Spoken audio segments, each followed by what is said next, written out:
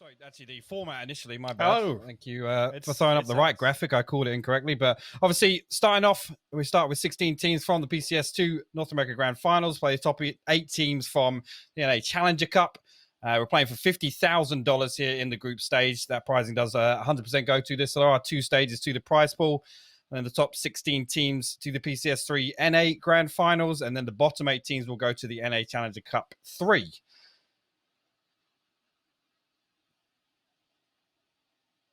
And next up, this is the schedule. As you can see, we're going to be playing Friday, Saturday, Sunday. Starting today, we're starting with Groups A versus B. As you can see on the right side here, we've got Group A, B, and C all lined up so you can see who is in what group. And obviously the format for this is going to follow a very similar map order as we are used to, but just in case you're not familiar with it, I'm going to be playing throughout week 1 on Friday, Saturday, and Sunday. It's going to be Erangel, Miramar, and that's going to alternate throughout the 3 weeks. Obviously, we're using the super scoring system, so 10 points for first, all the way down to 1 point for 7th and 8th, and then 1 kill is 1 point as well. Now, hopefully, we've got, obviously, the pricing breakdown here.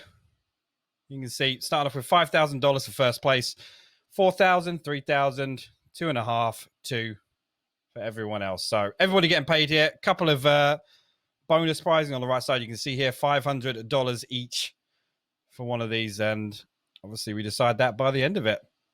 So here are the teams that we're going to be playing with today. Hopefully by now Godspeed's back with us.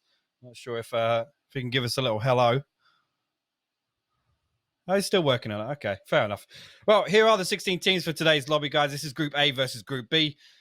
Again, some familiar faces in here, some not so familiar faces as well. We do have a couple of new teams coming through, a couple of new logos as well. The return of the Rumblers, which is obviously exciting. Ascendance again, another name that you guys might not recognize, but same names within the roster, as we will soon find out. Oh, just about does it for everything. Ooh, I'm back. Look at that. Imagine He's back. Imagine not having the mic work at the start of a broadcast is completely ridiculous. Imagine coming back in on cue as well at the Rumblers. Yeah, the Rumblers, yeah, we have a lot of teams, a lot of roster changes for this PCS group stage. It's just this stage as well, Puck. There's some that I'm excited about. I'm sure you're excited about maybe watching someone in particular in one of these teams. Little Dirt Nasty Low, you know what I'm talking about? I'm excited to see Dirt Nasty Low. We'll wait to give any sort of context to that reference. Of course, but, of course. There definitely is at least one player in this lobby that I'm very excited to see back on PUBG. Very true, very true. And that's the thing about having former teammates as well. Captivate my heart. And one of them Soniqs, the other one's DUEL. So it was heartbreaking to see DUEL, obviously, their first showing back under the name. Be so disappointed, but now we're kind of back to like an OG dual roster, right? Yeah. So again, though, we're back to having very high expectations for that roster, and that's when we've been most disappointed. But as you see, we are in the game now, guys. Bit of an awkward plane path. Good if you're Oath. I mean, Oath didn't get many good planes or circles last time around. True. So, true. Speaking of that, and it did look like we had that same issue over Shelter, Godspeed, which I'm sure we'll come back to at some point, but. It seems as though, I mean, if these teams didn't figure out in scrims, I feel like, honestly, the best place to kind of show that dominance is in an actual game, right? If you're contesting, even if you're winning a fight with a team constantly in scrims on a hot drop, if they're not leaving, the only way to really stamp that is to do it in game. I mean, I would think, right? That's at least how it's kind of been for us in the past, the last couple of years of comp PUBG. But I mean, you also dealt with someone that was very stubborn, going Rozhawk, if you know who I'm talking about. Yeah, I think it rhymes with. I was going to say something inappropriate there, but it was Lush. Yeah, it was Turtle Squad. Yes. Yeah, Turtle Squad. And it's frustrating because it is a throwback. Yeah, but it's most of the chat won't even know what we're talking about. But it is relevant though to what we're talking about. It is because you never know. It's like, the plane's bad for their backup drop. Are they going to come? Where are they going to drop? Are they just going to steal cars? Are they going to screw us for rotation? That thing it constantly keeps you on your toes. And one of the things I always say about these I don't want to say open lobbies, but the lobbies that switch around there are so many different variables to consider just by swapping 8 teams out. A team that likes to rotate past Lipovka up towards Mansion and things like that. There's so many different variables, as you can see. Unfortunately, it looks like Barwa didn't make it in. But of course, the three man of Liberate still looking. I mean, looking to be the aggressors in this fight. To be honest, yeah, I love it. And Liberate is a team that we saw really start to turn on the aggression and find themselves in team fights. They started winning a lot more. They started pinching and playing quite tactically. So I'm still, even without Baja, I'm still very much looking forward to seeing what this team can do. And they are very much contesting Clueless here. But again, this is the sort of thing. It's like the mind games, right? It's are they going to push us? Are they going to camp our rotation? It makes it so difficult to recover from situations like this. Well, here's the other really important thing about this too, Puck, is if these teams are obviously going to contest themselves, even going into it, as long as both of them or at least one of them can qualify out of the group stage. I mean, they've pretty much given themselves a what is. Oh, he's back! He's back.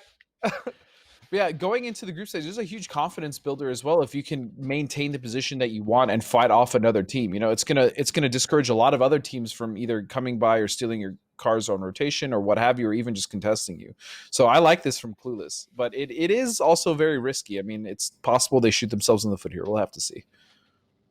As we see Zenith making it up to the hilltop. X Games, Heaven, whatever you want to call it. 4 up here early. We're only at the 4-minute mark now, and this is, I mean, you got to argue a fairly strong central position.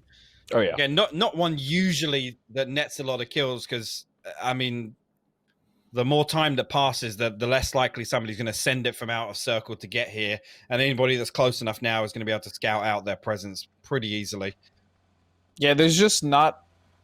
People generally just avoid wide. They rotate wide on this, right? Like they're not going to go directly under, Heaven, or if anything, they'll try to go around. So the other issue though with that hold, as I'm sure you know, is when you are holding that, if someone crashes another part that you're not ready for, you're stuck with neighbors, and that sucks because then you can't really scout effectively. You can't flex out. You can't flex out. Exactly. You can't put any pressure onto anybody rotating around and. I mean, ultimately, the way you die from Hilltop is if somebody's camping the underside of the ridge. Yeah, exactly. Yeah, this is commitment right here. Yeah, I kind of like it. Just leave one. He's gonna do some damage. Maybe get a little rat kill. Again, get in their heads, tilt them. Yeah. It looks like they're leaving though. I mean, I love this smoke, by the way. I was gonna say, or if the UAZ actually drives past him, that would have been gold. Run someone over on accident. I like this roster, by the way. Shrew, I always thought was one of the more talented players. Yeah, very underrated is the word I would use. Yep. I mean, he had some moments in MPL when he was competing, but I really don't think he got the attention that he deserved. Here we go, shots coming out from Cherry and Duel.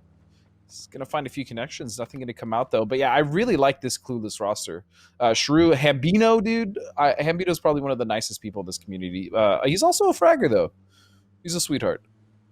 Yes, I mean it's always nice to see a name pop back up. Yeah, in competitive PUBG, and that's we're getting a lot of that. Yeah. This group stage, you know what I mean? It's coming full circle. It is, and here we are, just talking about. Yeah, here we are, stuck on the same broadcast with each other. That's crazy. That's terrible. We've hit rock bottom. Oath has actually completely rotated off, by the way. So now they're going to.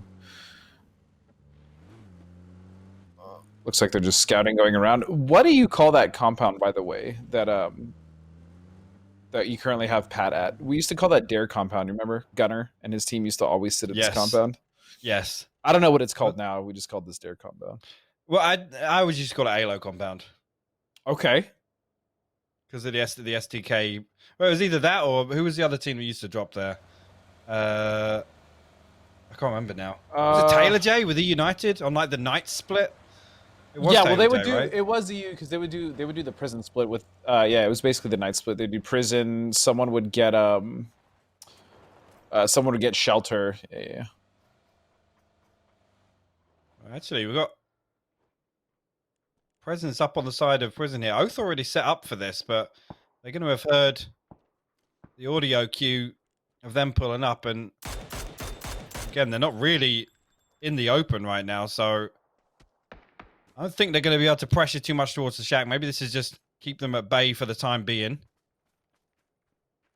But again, Oath, I mean, you can tell this is a trap setup. They've set up the 2-2, whether or not somebody crashes the compound or comes up to... This is a very common spot to play early on. It gives you a lot of line of sight into the circle. Obviously, all that open terrain to the north, all the way up to Mansion.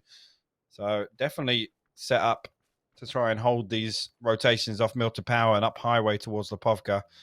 Meanwhile, I mean, everybody seemingly found a little bit of space inside the circle. Can't really see too much of an overlap. A couple of teams still outside, though. That's a greedy. That's a very greedy play from Kickstart. He's left his team at Heaven with Roth. That's a huge split. Look at Roth over there at the yellows in the middle of Yas Field. This is a crazy split from Zenith. It is, yeah. And again, you know, a spot like this, Alamo Circle 1, is anybody going to 4-man send it? No. Probably not. It's unlikely. If we get a hard north shift or something that comes all the way up towards Yasnaya, maybe somebody's going to send it all the way from the east coast or you know, wrap from the west all the way up past Yasnaya Bay. But I like it. It's difficult to pressure into that. Kickstart can kind of turtle there. And again, you know, they're playing off kind of 3 different shifts, really. And also Roth and Kick, I'm sure also they should be able to get out fairly easily, especially if they can see a crash coming. So I mean, it's a good split. And look at this, they actually have a good position now because of Kick. Yeah. Ooh, I haven't seen a Stalber ending in a while. These tend to be very scrappy circles. We see a lot of teams fighting on foot, rotating on foot. These are definitely circles that I actually enjoyed playing Stalber circles for as frustrating as they could be as well. I enjoy playing them when you can get there early. Yeah. If you're on the edges, yeah, that's fair. If you're on the edge, it's not rough. Very fun. It's rough. And especially if, you know, that north side of Yasnaya as well. If those apartments are still in, it makes so much of the hillside underneath the hangar. I mean, you have to hit the deck. You have to find a tree, find a rock, find, you know, any of the nooks and crannies along that side, along the rock side. It makes it really, really difficult in the mid game. But we actually got Maluk crossing paths with Veritas there. Nobody. Yeah. I'm surprised no member of Veritas went for the seat swap there. Usually Keenan would be screaming outside the passenger window with a barrel. Maybe some self-control. The war cry. Yeah. But also with Veritas, I mean, we talked about Michael being a powerhouse coming into this roster, but we also have D-Treats, who, to be completely honest, I think has always just been an incredibly strong player to watch, as well as... Don't sleep on the doggy treats. That's all I'll say. Shots coming in. Jazz is going to make it just fine, but I can tell you this, Stasias are not the greatest for hill climbing. Not even in the slightest. They're going to make it up top. And they're going to actually pull right up onto McCoy on the fence line there. Whether or not McCoy's set up for it or he's even going to challenge here, the rest of Rumblers actually collapsing on this, Godspeed. Yeah, this is huge. And they've recognized this. This is going to be an early fight for these guys. McCoy with the trigger discipline, waiting for him to come around, goes for the shots. He's going to whiff. Oh, McCoy's in a lot of trouble. Oh, the nade. This is huge. Yeah, the nade's gone in there. McCoy's still going to try and stick the first aid kit, but Keenan going to come back around the backside. He ran back into the nade.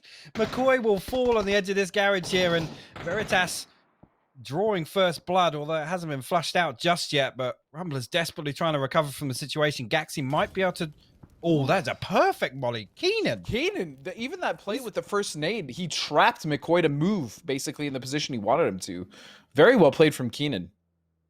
Rumbler's still with a wrap, but then you have Roth and Zenith actually coming in from the east side, rotating in. Okay, all 3 teams. I don't know if Zenith are going to try and third party this, maybe wait for another knock or 2 and then come and capitalize on the situation. Actually, no, Roth's going to open up onto the backside of Lost HD right now. Shimboy and Poonage. Yeah, Shimboy and Poonage making their way through. This could be disastrous for Rumblers. This is very precarious for Rumblers. They're getting sandwiched. I wouldn't be surprised if they decided to pull back, which Gaxi is disengaging from that fight with Veritas. And now that they're all together, they need to find a way to either have to hunker down here and kind of rat it out, or they have to basically back off. I think fighting both of these teams is going to be very detrimental to the Rumblers. I mean, the worst thing you can do on Stauber is not be able to play one of the ridges on the side. So Rumblers being stuck there, I mean, it's going to be a long and slow game for them. That's for sure. One of the options they do have is they can disengage north and then try to rotate around. Obviously, gravity is up there, but never mind. That's not even an option anymore. Not even an option anymore. Dude, we are going to have a bloodbath on that dirt road on the south side of Stalber. This is an incredibly rough circle. If you see where Oath is, just to the basically the center of the circle, just to the west of them, that's pretty much the only building in that entire open area, and there's not a lot of cover. I mean, that building sucks. Yeah, that building absolutely sucks. It's just a shack basically. It's like an enlarged shack. There's nothing to play here. And Zenith now are going to have to make a decision. They could wrap a little bit to the east here. Yeah, they could wrap. They can start to scout in and figure out a position to play, because there is terrain, at least to the east of this, that is playable, especially downwards on the hill there in the ridge. But Rumbler's still in a little bit of trouble here. They are going to spot Zenith moving out. I was going to say, Loss, going to be careful not to get baited by the vehicle sounds pulling away, because it's actually Zenith coming to regroup with Poon. It's Shinboy kind of left in this trailing spoiler position here, and the rest of Zenith set up on that ridge that I was talking about. Roth now perfect LOS, and I mean, Rumblers have to wait this out. They can't break cover and run in the open to them. I do like that Zenith is holding them out. I think this play is great. Get rid of a team, especially one that's on your back. Then you can start to move in a little more comfortably. You have a little more room to work with. You don't have to worry about constantly getting flanked. This is good. And they have their back against the circle. I like this from Zenith. What are Rumblers going to do? I think their only play here is to potentially... Well, they have two plays. They can either fight this, or they can pull off and rotate to the east. But I don't even know if they have the vehicles for that, Pac. No, Rumblers kind of forced. And again, I think that's because of where Veritas pulled up. But look at the control from Zenith. They're even spreading towards Veritas. Yeah, I really, really love this positioning from Zenith. And we've seen it time and time again on these Stalber circles, how crucial the dirt road is. And it's usually the team that holds the dirt road is the one that mops up everybody from Stalber. This is a little different when you're talking about phase 3, but it's really, really good setup from Zenith. Veritas actually looking like they might be able to wrap on the underside there, but taking a little bit of pressure from the hangars below. I mean, this is just one of those stalemates where it's like the first person that peaks gets knocked, and then it just collapses on it. Yep. And wait, Soniqs... This side's getting really busy, Pac, because Soniqs are now coming around the other side. Shots coming out now from Roth. And still Zenith holds. Zenith does not want to give this up. The problem is they have to hold out 8 different players. At this point, potentially even 12, because here comes Soniqs. Oh, no. I mean, the good thing is this fight is starting before Soniqs pull up. Loss is going to find Shinboy on Zenith, and that's going to be the go signal for Waldo. He's put down a little bit of smoke cover. He's trying to pressure Roth away from the edge of this tree. That molly actually landed just past Roth, and that's going to give a little bit of an open... There's another team coming in. Another team coming on top of Soniqs.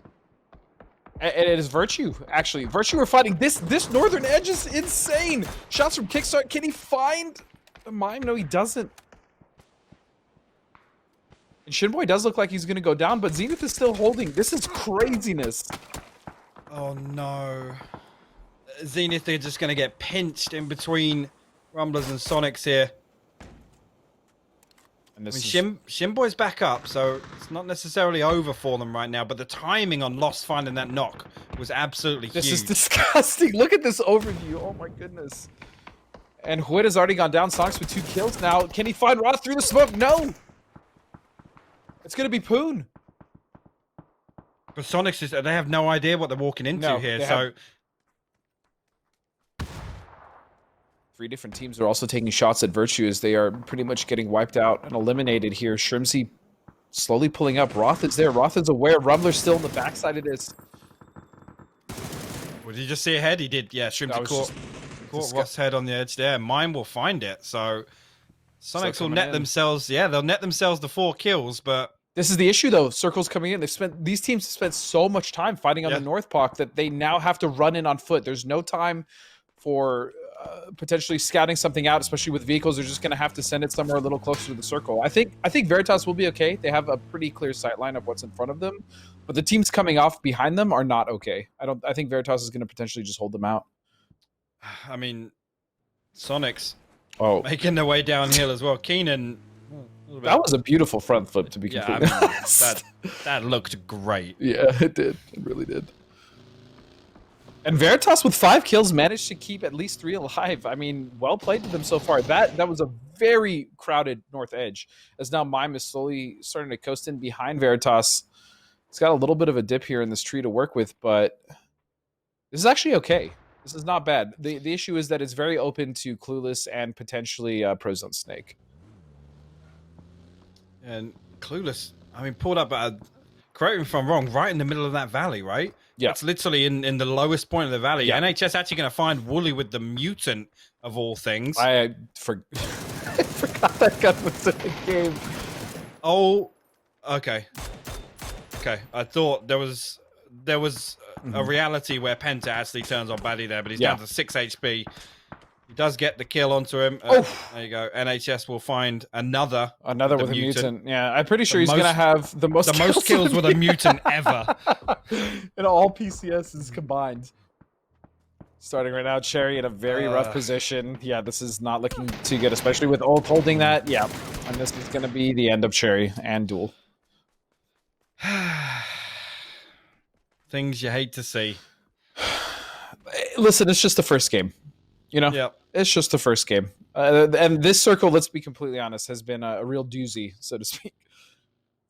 I don't know how so many teams are allowed to coexist on that hillside there. I mean, Oath kind of reaping the benefit from that. Hardshifts and Prozone Snake still occupying up at the warehouse area, and Hardshifts again in a similar sort of position I was talking about up on Stauber.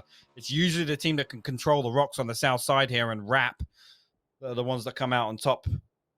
You can see Veritas have got themselves into a pretty good position now with that new circle posted to hold onto an edge. I really like Veritas' current position. Again, the issue is they're going to have to deal with 2 separate teams, but if it's any indication the way they held the north edge earlier, I think they're going to be okay. It's just if Prozone Snake actually peek over and see this, that's the issue. Because Hardshifts is coming around for the wrap underneath. Lobe's still holding up top, though, to potentially get a shot off and a couple knocks on PDS, but what's Veritas' play here? They're still in. They don't have to move. They can hold. And you also still have Soniqs. You know, the last 2 members, Mime and Shrimsy, up on the north as well. Yeah, the problem being for them, I don't think they've got anything to play to, but meanwhile, Oath catching a little bit of contact. Lush actually finding Belfast out of the vehicle there, and Lipsin with a couple of tags in towards Relo as he rotates away. Snakers are still up, but Oath have lost 2 now. And they had a lot of space to play with. They did. In the circle previous. So that's interesting to see. Clueless, you see Hambino and Sharu just off to the west of Relo's position. Snakers has made it down a little bit further south of Relo, and it looks like he's going to make a mad dash that direction now. And so many knocks are coming out right now. Snake is actually getting a knock back onto Lipsin over there, so that's going to alleviate some of the pressure for Oath. Yeah, Gravity's in a lot of trouble. They've done well enough to survive this long, especially in the circle. But they've lost 2. They are going to get Lipsin up, as you said, with a knock from Snakers. But, I mean, they don't really have the greatest play here. Their only option is pretty much to just drive straight into Oath. Might be a 2-on-2 here. And as you can see, tactically, he's just licking their lips. Yeah, Look at the northwest. It's disgusting. And Dietrich's going to go down to Chubba. So it looks like Hardshifts is actually... Wait, Prozone Snake is now behind Hardshifts. They actually backfilled them on the ridge, I guess? I don't even know how that happened, but it looks like most of Prozone Snake is actually dead. Hardshifts taking control of this completely. Shots coming out, M249, not going to land. And Lobes now knows the last member of Veritas is here. Keenan, he's got the prone on the underside, but look at this. Shrimsy actually going to come in and find Keenan. Luke going to trade that one back out. That was a beautiful play by Shrimsy, by the way. He recognized he was pretty much screwed. He went for the kill. He actually got the elimination. Yep. He got rid of a team, and he got the kill. That was huge. Well played by Shrimsy. And Mime is still up, actually, so Soniqs is still in there. Mime is just strolling into the middle of the circle. Yeah, he really is. He's cruising, and he's in. I mean, I wouldn't say he has the best spot in the circle, but he's very well in it. I mean, if he can position himself on the tree to break line of sight to the north, nobody's going to approach him from the south. Yeah. No one's coming up from the south. It's really just Hardshifts that he has to worry about. And Fabled is in a world of in pain. a lot of trouble. A world of pain. Yeah, this is going to be very rough. Oh no! Oh no! Hardshifts have caught line of sight on them. All 4 members of Ascendance are just prone in this ridge.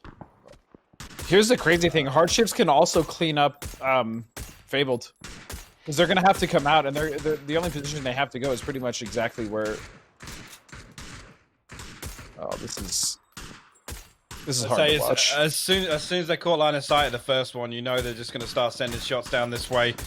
J-Sank did find a second knock, and actually it's Rip that follows up there with the nade coming across from the shack. So Fabled making a mad dash out towards the pylon, and some more utility being sent their way. The problem is Hardshifts, though. There's such a nuisance right now for all of these teams. As Liberate is now just driving in, coming into the edge. Oh! Zraven actually responds with his own frag grenade. We'll confirm it with a follow-up as well. And the second, actually, there's another nade that's been thrown there. Yeah, two down. It wasn't. It's just Rip. No, it's just Rip. You're right. Ascendance somehow fighting out of arguably the worst spot in this field. And Icetech now with an MK is going to open up into the dip. Oh, where he's prone is actually not bad. I mean, Icetech has line of sight on that. J-Sank going to find a killing blow onto Magi, but Icetech was shooting at Haxetti when he was on the side of that pylon. And I mean, Rip's not even in the circle right now. He's got a little bit of ground to cover, but Liberate still kept 4 up. Yeah. And actually now the one team that can pressure Mime, if Guabi peeks over this ridge, it could be GG for Soniqs, but I mean, they've already done the work they need to, considering what happened in the early game. TAC 8, if they can get rid of Team Clueless, they actually have TAC 8 if they to get rid of Clueless. They have to get rid of him, Shrew, excuse me. Hambino already went down. And he's not making it easy. However, all he has is I'm going to go ahead and assume the tires are gone on that US. Yeah, I don't think that vehicle's going anywhere anytime soon. And Hello actually getting knocked way out in the open here, going for looks like a wide left wrap. And that circle's still favoring Mime and Shrew, actually. The problem is now Hardshift should be able to clean up Liberate. So like I said earlier, if Mime's position actually breaks line of sight up to the north and the west, this is fantastic for Soniqs. Yeah. You can see actually it's Tactical 8 getting into it with Liberate. Liberate sending shots towards Hardshifts. This is what Mime wants to see. Mime is just he's grinning. Fighting. Yeah, he is grinning. And this is a fantastic position for him to be him. As you said, that tree is actually going to be his best holdout. As Shrew also still causing problems for TAC 8. TAC 8 wanted to wrap so much earlier, but Shrew is literally holding them down as a solo. And here comes the play coming in from Icetech. I like this. He has to get off that pylon. They have to find some common ground here. Mime, this may be the time for him to either be a hero or get taken out. Perfect for him. Well, I'm just worried that someone from Liberate's going to peek over and see him. But at the same time, I think Hardshifts, which is the point I think you're about to make, is actually going to be protecting him right now. Yeah, exactly. Now Baja's out in the open, nothing but a hay bale. Icetech got to play prone on that rock. Again, you could see Maluk was able 10 kills. Yeah, this is a fantastic start from Hardshifts. Yeah, the control they've had over this game, honestly, even when they were wrapping underneath the team that was just next to them at the top of the plateau there, which I think was Prozode Snake. I mean, the way they've taken control of this game has been impressive so far. Nice start. Very nice start. Let's see if they can close it out, though. I don't know where Baja and Tech go. I mean, they really don't have anywhere to go with Hardshifts playing like this. And TAC 8 actually pushing towards Shrew now. Pretty sure they got him at this point. Yeah. And this is what I was talking about. This is the control that TAC 8 was going to be able to have once they got rid of Shrew and Team Clueless. I'm just thinking, I mean, Tactical 8 actually making a wide spread on the east side. Ooh. Nice shot. Good shot from William there. Unfortunately, couldn't get the follow-up. Icetech down to 35 HP. He's got to hit the prone, stick another first aid kit. Baja's now backfilled Icetech's position on that same rock, and it's not actually Hardshifts pressuring them now. It's Tactical 8 all the way, because look how far they've been. I love this wrap. Yeah, this is a fantastic play from these guys. 9 kills. Who are these guys? What do they do with the other Tactical 8? 10 kills. Jesus, what a game for honestly for them and also for Hardshifts. Yeah, Mime getting involved as well. He actually gets the nade confirm onto Baja there. So that's actually going to give the information away to Hardshifts. You can see Maluk looking down into the valley. He knows there's somebody down there. You see, it's just going to maybe try and find the solo here and get that extra placement point in the bag. He should be able to see him. Not see? Oh, there it is. Yeah, now he sees him. Now he sees him. Maluk's gear is absolutely trashed right now. He should get a free angle, though, on the backside of this rock. Yeah, he should 100%. There it is. Here we go. Okay, so Mime snaking his way to a 3rd place. Now it's just the last 2 members of Hardshifts versus TAC 8. And TAC 8 is 4 up. Yeah, and I mean, look at the control they have. Look at the minimap. They have 3 members up to the north side now. With William. That's such a bad approach too, Lobes. It's not his fault. It's the only way he has, and his feet are going to get clipped immediately. Yep. Zealot, though, Hardshifts is fighting for this. And that's a knock. That's huge. And that's the anchor position as well. Yeah. That's the off angle from William. So this does actually open up a possibility for Hardshifts. This is phase 8, so we know it's going center after this. If Hardshifts can get a little bit more damage before this circle starts closing in, it's definitely not over just yet.